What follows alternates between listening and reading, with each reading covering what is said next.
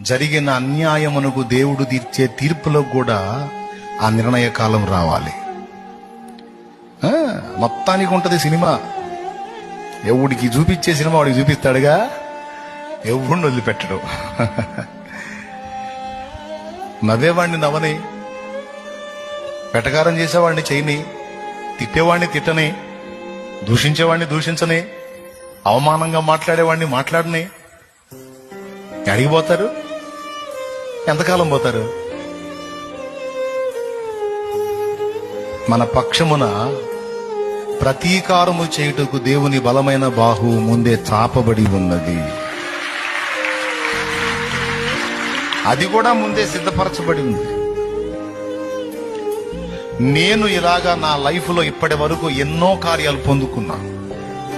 ముందు ముందే దేవుడు నాకు సిద్ధపరిచి ఆ టయానికి అందించినవి ఎన్నో నేను అనుభవంలో నేను పొందుకున్నా.